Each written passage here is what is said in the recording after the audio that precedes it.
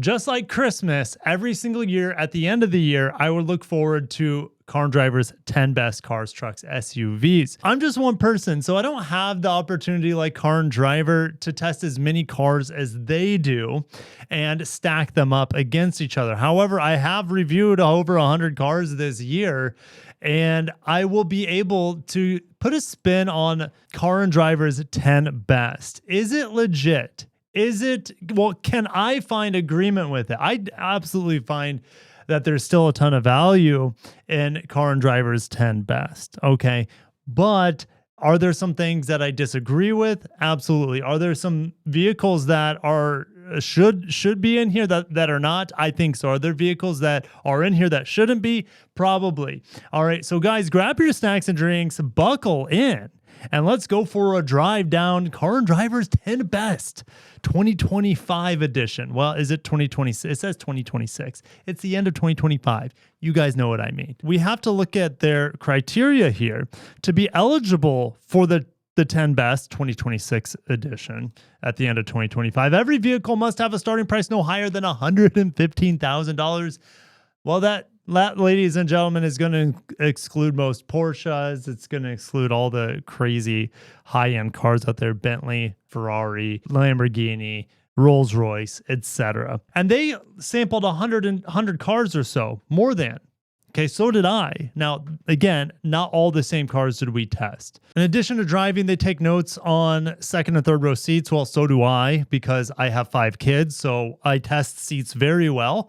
And they evaluate cargo areas, which I use as well. Fiddling with infotainment, which I do too. What they do a fantastic job is they calculate more empirical data at a rate that I simply cannot or do not have the time. I measure 0 to 60s, but I don't have the time or the stomach to measure braking or the safety areas to measure braking, cornering. Interior noise is, most of that stuff that I talk about is brake feel, acceleration feel, powertrain feel, steering feel, interior noise level. That is based off of my own hearing. It's not based off of an instrument. So most of my reviews are far more subjective. That's why I exist. If I just did everything empirical, it'd be pretty boring, and maybe I would be too similar to the large car publications out there. All right. They do fuel economy. I do fuel economy, but I don't always do it at 75 miles an hour and range at 75 miles an hour, because in reality, most people are doing city stuff. But with that being said, I want to get right into this. I don't want to bore you too much. 10 best car winners are right here. Let's get into the first two. BMW M2. Never driven it. BMW doesn't send cars to me. I'm a little too far away from their press fleet, and beside that, the press fleet in Florida has been shrinking. I also don't have the time to go to BMW events. Not that I have been invited, but I have plenty of colleagues and people I know that could get me into a BMW event. Some of you might not be familiar with MAMA, and that's okay, which refers to the Midwest Automobile Media Association. I could absolutely join them, even though I live in South Florida. I'm from the Midwest. I have friends and colleagues that are in MAMA. This, getting into MAMA would allow me to drive different cars like the BMW M2. All right. I believe that it probably deserves to be on the 10 best cars. So I have no issue with that. Inline 6 performance. The closest thing I would say I've driven to the M2 would be a Supra. All right. With the inline 6. So Cadillac CT4V Blackwing. Haven't driven it. I've driven the CT4V series, the non-Blackwing. Was not impressed with it. But I have driven the CT5 series Blackwing, and that absolutely deserves to be on this list. So it doesn't surprise me that both Cadillac high-performance sedans are on Car and Driver's list here. Now, do you see a trend with these first four vehicles? These are extremely niche, very expensive, high-performance cars. Car and Driver typically, in their history, prefers cars that are performance. So I don't review a lot of luxury cars, and that's ironic because if you look at my window right now, I have a Range Rover, and behind the tree is a Lexus TX plug-in hybrid.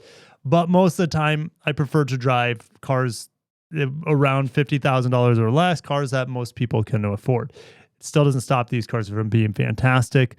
All right. I almost think that Car and Driver should have 10 best performance cars, 10 best economy cars or cars that appeal to the general consumer. All right, because these absolutely do not. The Corvette, haven't driven it. The styling, it's hit or miss for me. I prefer actually the styling of the C7 Corvette, but mid-engine goes a long ways for performance. V8 powered, great. Honda Accord. Well, I just made a video on the Accord. The Accord is good. It's just really expensive for what it offers, and I don't think it's handsome. So if I'm buying a sedan, I want it to look really, really sporty. That's just me. And the Accord to me is a bit snoozy. The Accord is good, but it's not best in class. And the Camry takes the cake there. Okay. Camry you can get for far less, better power, better acceleration in most cases. Sometimes from a stop, the Accord will win just because the hybrid system's set up quite a bit different than Toyota's. Fuel economy cannot touch the Camry though, even though the hybrid here is really smooth and quiet and efficient, and refined is the right word I'm looking for. So I don't believe the Accord should be on this list. I believe that the Camry should be on this 10 best list. The Camry, I was able, in the base LE trim, you can find them for $25,000 in my area, at least that's advertised. All right, but well under $30,000, the Camry. I got 62 miles per gallon on my fuel economy test with it, pump verified. It is insane. Okay, really good buy for the Camry. Is it a bit boring? Yes, but we're talking about practical everyday commuter cars, and it still handles better than most SUVs out there. The powertrain, the 5th gen hybrid on the Camry is really, really good. The Civic hybrid, though, and the Civic in general, absolutely deserves to be on the 10 best list. Now, I haven't reviewed a Civic this year, but I've reviewed them countless times in years past. The hybrid's amazing, close to 50 miles per gallon. You can get it in a hatchback. You can still get the SI. You can get a Type R. You just have so many options with the Civic, and it's fun to drive. It looks cool. Still, the refresh is still growing on me from last year, 2025 refresh, but it's a really, really good car, and the hybrid is fantastic. And it kind of, unless what I was finding in the comment section of my Accord video yesterday, unless you're really tall and can't fit into a Civic, there isn't a lot of room for the Accord. Okay, and the Civic hybrid is already outselling the Accord hybrid. The Civic outsells the Accord almost 2-1. All right, in America. Lucid Air. Now, luckily, I got a chance to drive this last month or 2 months ago. The Lucid Air is a really good EV. It's very unique, and they deserve to be applauded for their technology, their packaging. Their one-pedal driving leaves a lot to be desired, in my opinion. It's not sensitive enough. I wish yes, you can put it in sport mode, but even then, there's still just a little bit too much travel in it for me. What are some of my notes that I had on the Lucid Air? It made it into A category, which is not my top category, but right behind it. The Lucid Air, I said 0 to 60. Well, I think it was the touring model. Anyways, it was 0 to 60 in 3.3 seconds. One of the fastest cars I've ever driven. Roomy interior, great materials, very smooth, very floaty. It's not sporty other than being fast. Great sound system, big frunk. And hands-free was really good on the highway. Cons. I was disappointed by the range. 303 miles of highway range is what I was seeing. Laggy Sirius XM. No preset skip, which is bizarre. It locked me out like one time. Like when the car arrived, it locked me out for 10, 15 minutes, and I couldn't get into the car. I had the key on me. I was doing everything I was supposed to. It has loud motor whine, which some people might appreciate because it does communicate kind of if the car's accelerating or decelerating, but this is a luxury car. I want it out. I don't want motor whine. Creaky steering wheel area. Yeah, there's a lot of plastic on the steering column, and it's creaky at times. There's an odd stop creep as well. It's not the smoothest to bring the car to a stop. All right. Which is unfortunate for such a low center of gravity and low vehicle. It's crazy that it's not as smooth. The glass quality was also pretty trash. Like I had warped glass on the front of my windshield. Okay. And so it distorts your vision a bit.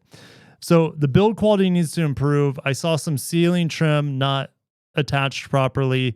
Floor mats weren't connected properly on the Lucid Air. Front bumper on the trim there's trimming on the front bumper that was loose. Now, that could have been some other journalist could have knocked that loose. But the Lucid Air does not make it into my top 10, not even close. I think it's a really good car and it's very unique. And I think it's absolutely worth buying, but there are other cars I'd rather have. Mercedes-Benz E450 wagon. I'm a wagon lover. I don't have any issues with this. I haven't driven it. I've driven plenty of other Mercedes-Benz this year, so I can't really say anything about this one specifically, other than I'm a sucker for a wagon. So I'm not gonna contest this on the 10 best. BRZ 86. I think it's fantastic. I've reviewed it many times. I prefer the Miata. The Miata is more fun. The BRZ is more versatile. You can actually maybe fit a person in the back seat. It has a bigger trunk. It has a little bit more power than the Miata. The Miata is just more fun to me. It feels more like a toy, and I can drop the top here in Florida whenever I want. And I still have very narrow visibility in the BRZ and 86, maybe even less than the Miata. Okay, so yes, again, if you can't fit into a Miata, this car might be the de facto choice. But I can see why they put it up there in the top 10. But I'd pick a Miata over it. That's just subjective, but I love the styling on the 86, not so much the BRZ. The Golf R.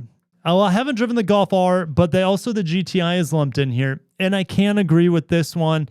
Absolutely. Will it make my top 10? Maybe, maybe not, but it's fantastic. It made it into S tier. So I've only reviewed this year the GTI, the Lucid Air, and the CT5 Blackwing, which also made S class for me. So I reviewed the Accord in the past. If I had to review it this year, it would probably be A category or B category. Okay. Civic is S tier, so I agree with that wholeheartedly. BRZ 86, I can agree with it. I agree to disagree on that one. Wagons, I'm glad they have a wagon in here. But the GTI, let's get back to the GTI. What do I have to say about it? Hot hatch is, well, it's hot. It's a beautiful car. I took this up to Orlando. I got 38 miles per gallon on the highway. 38. Now, I know the manual is gone, and that sucks. It sucks. But this car still blew me away how good the automatic was. All right, the 7-speed, I believe it's a 7-speed in here. Handling is incredible. You feel like you're glued to the road.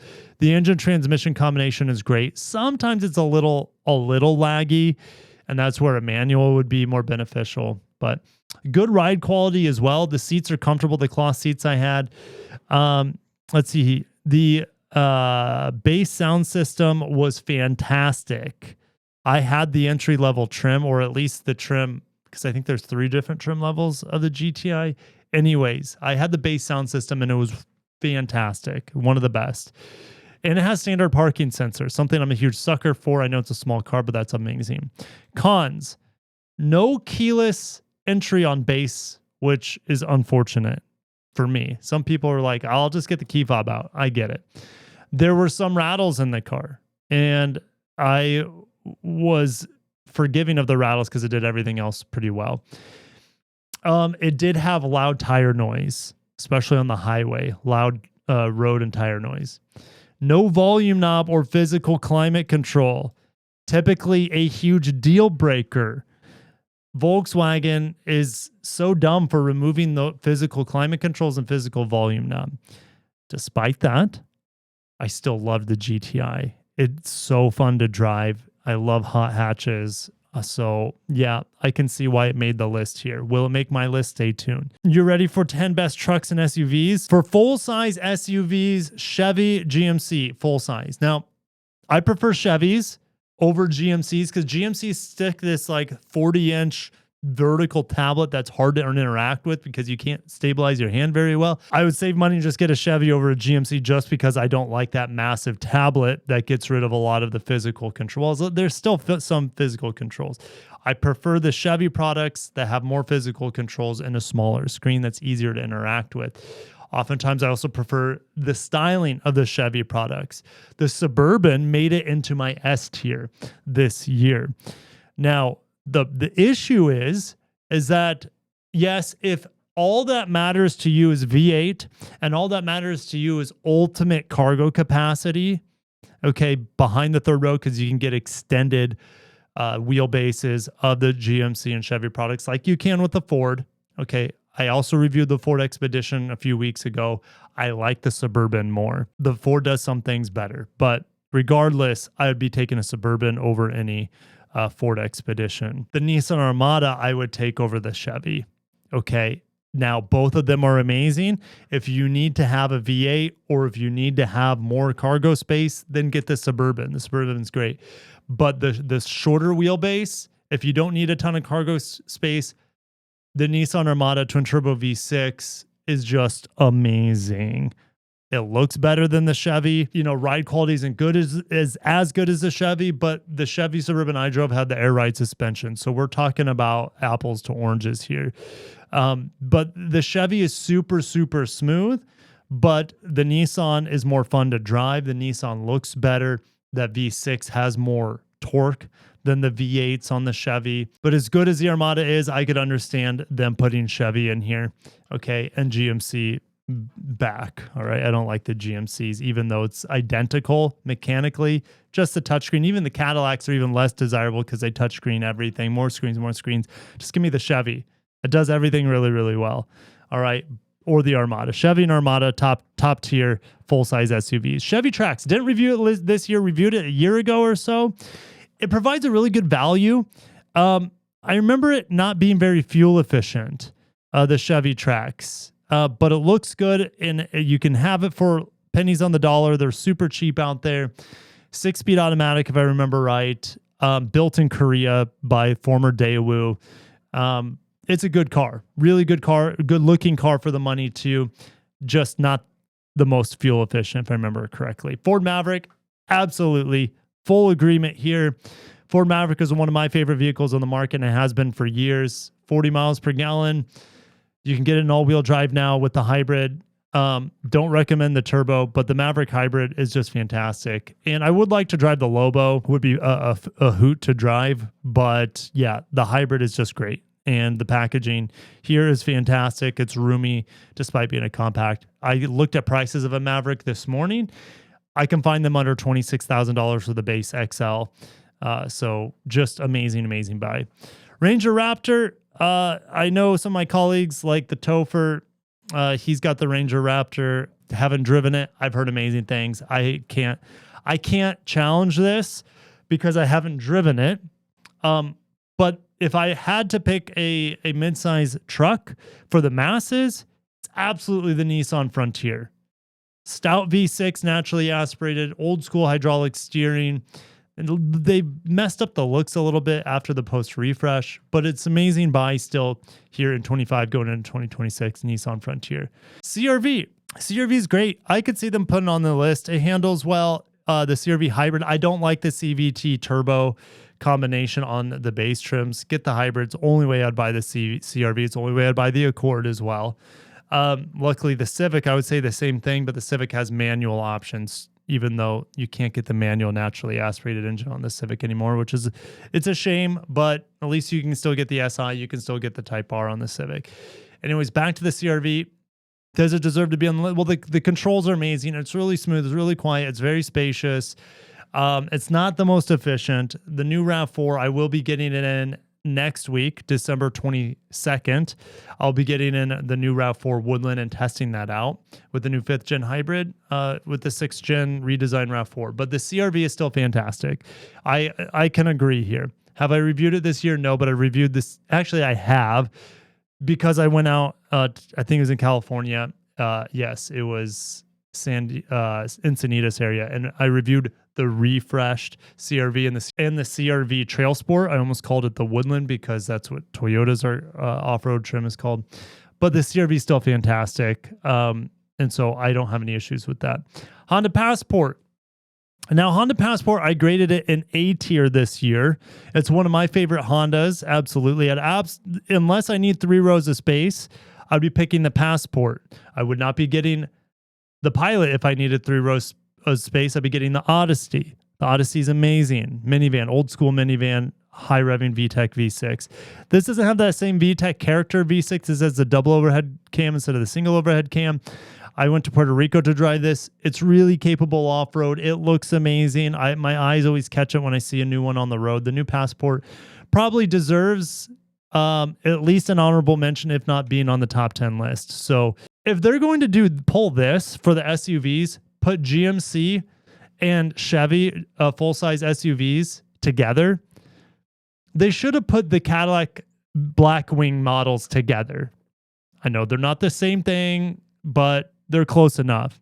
Put them in the same. It's okay. It's okay to do that. And you might be saying, Kirk, well, then that just opens the door to more BMWs. That's okay. It's okay. I know we're saying 10 best here and not 15 best, 16 best, but I feel like we need to get more brand representation in here. All right. Two Cadillacs, a Chevy. Okay. You got 3 General Motors products in the car top 10, 2 Hondas in the car top 10. Only one is deserving of that. Absolutely. Hyundai Palisade Hybrid. Can't agree more. Car and Driver. I got 30 miles per gallon on the Calligraphy all-wheel drive. I really want to drive the front-wheel drive hybrids. And notice they say hybrid here because the V6 is slow. The V6 is smooth. It's kind of sleepy, but it kind of fits the character of the car. But the Palisade Hybrid gives you 330 horsepower or whatever. It gives you lots of torque, 30 plus miles per gallon. It's so smooth, so quiet, really, really, really, really well done. It's a home run, absolute home run. It's a luxury killer, in my opinion, the Palisade Hybrid. Fantastic. I would pick it. I'm driving the TX right now, a TX plug-in hybrid that costs, I don't know, $80-some thousand. I would take a Palisade Hybrid over it and save $30K and be having just as good of an experience, honestly. Maybe better because there's more seats in the Palisade. Whew, man, Palisade Hybrid, can't agree more. Well done. Honda Passport, I can see it. I'm not going to dispute that. Lucid Gravity. So they have a Lucid sedan and a Lucid Gravity. Okay, I know that they can't be lumped together because one's a sedan, all right, and one for the cars list, and one's an SUV. I can't wait to test the Gravity. Hopefully, I can get one in the press fleet soon and test it out. I might absolutely love it. All right, it's kind of like a minivan SUV, electric, and that piques my interest. So it doesn't surprise me. Lucid Gravity here. But if it improves upon the Air's downfalls, or should I say the Air's compromises, then the Lucid Gravity might be one of the best vehicles in America. But they are expensive. Porsche Macan, people like fun to drive SUVs. Luckily, it's not fully electric. All right, let Lucid do the electrics, Porsche, because I mean, not saying Porsche can't do good electrics, but that's not Porsche's identity. Lucid, they're electric. Let them go fully electric. Let them have that corner of the market. Don't try to be something you're not, Porsche, at least here in America. Stick to your guns, stick to your internal combustion. That's what you do best. And you're great driving cars with gas engines. All right, Ram 1500. Now, I've driven last year the high output inline 6 Hurricane. Amazing engine. Stupid smooth, stupid powerful. All right. This year I drove the return of the Hemi with the mild hybrid system. Mild hybrid system was pretty annoying because, well, yeah, it killed the engine at times I didn't want it to. So the Ram 1500, it's a great truck. Can I say that it's better than Ford or Chevy trucks? I honestly can't say that. I don't review enough trucks on this channel, and I'm okay with that because I'm not a huge truck guy or full-size truck guy. Just give me a Maverick or a Frontier, and I'm happy with a Ranger Raptor. I'd be happy. I don't need a full-size truck for my daily needs. All right, I'd rather have a full-size SUV if I'm doing body on frame. All right, Ram 1500, maybe. They got to throw a truck in here. That's America's bread and butter, right? Full-size trucks. So they had to throw something in there. Does it beat a Ford? You know, they don't have the Raptor in here. The F-150 Raptor. I've driven the Raptor R. That truck was insane. But since they included the Ranger Raptor, maybe they got all the Raptors out of the system. I don't know. So I think Car and Driver's mostly in a good place here. Okay. I question, the Accord is still a good car. Not a good buy compared to a Camry or a Civic. The Civic is a much better car than the Accord. Lucid Air, fantastic. Really unique packaging, unique styling. Build quality needs to get better. Yeah, warped glass is unacceptable and that expensive of a car. Given a wagon love, great. I'm happy there's a wagon. Given an affordable sports car love, Rather have a Miata, but this is a great option. GTI, I can probably agree with here. 10 best trucks and SUVs. I can agree with the Suburban. Can agree with the GMC products, like I've mentioned already. But also the Nissan Armada should be up here as well, right up there. Chevy Trax. So I'm thinking affordable, like entry level crossovers. Would I take a Trax or a Kicks? I think that the Kicks is much more fuel efficient, if I remember right. Yeah, it is. It is definitely more efficient. Yeah, because this has that 1.2 turbo engine. So it's a styling and it's affordability home run. But I think a Nissan Kicks should be honorable mention. You know, there's no Mazda on this list. I still think the CX-5 should be on this list because not everyone wants a hybrid. CR-V is fantastic, but Mazda should still be an honorable mention at least. No minivan on the list either. I know that the Lucid Gravity is, you know, it doesn't have sliding doors, so it's not technically a minivan. But I mentioned Odyssey, no Sienna. It's kind of strange. Yeah, I think the Nissan Kicks and the CX-30 Air and the CX-30 Turbo, those were the best compact or subcompact crossovers I drove this year. I'm not gonna argue too much on the Chevy Trax because it's so dang cheap. It's just not that efficient for what it is. Ford Maverick, home run. Ranger Raptor, home run. CR-V, you can debate that one. Honda Passport, you can debate that one too, but I really like it. I like the Passport on the list over the CR-V. I'll say that. Palisade Hybrid, can't agree more. Home run. Lucid Gravity, probably deserving. Macan deserving. And Ram 1500, I think that's just a participation award because they needed to put a full-size truck in here. Not saying that the Ram's not good. I just don't know if it's better than the other offerings from the big three. All right, let me know if you guys agree or disagree with my assessment. I am happy to come up with my 10 best. I'll do it a little bit different than how Car and Driver does it. I'm not going to do a 10 best ripoff. I'll just do the best cars I've driven. I have 19 cars so far that have ended up in S tier. That is still open-ended. I'm still reviewing cars for the next couple weeks to finish the year out. Like I said, I have the TX. It's not going to make S tier. I have this Range Rover. I haven't driven it. It's been here for a day. I've been trying to get fuel economy numbers and efficiency numbers on the TX, but I will drive the Range Rover soon. I know it's not going to... It might end up in A tier, but the Defender I'd rather have over the Range Rover back here. So those two are not going to make it into my best list. The big elephant in the room, and I haven't reviewed like any Subarus this year, so I can't talk about the Subaru hybrids. More than likely they would end up in A tier just because they don't have the best pricing if I were to review them, but again, I'd have to review them. But the RAV4 is probably the last vehicle I have this year that has a solid shot at making it S tier. I need to drive it more. I drove it out in Arizona earlier this year. Very impressed, but I need more time with it. We'll see if it has enough to take down things like the CR-V. Really, that's its chief rival at this point. I know the Cherokee has gone full hybrid at this point. I haven't driven it yet. Maybe that's a really fantastic hybrid as well. But stay tuned for my top. It'll be about top 20 cars of 2025. So thank you guys. Stay tuned, and I'll catch you in the next one. Thank you, Car and Driver, for your 10 best. And let me know if you guys agree or disagree with my assessments of their 10 best. All right. Take care, guys. Catch you in the next one. Peace.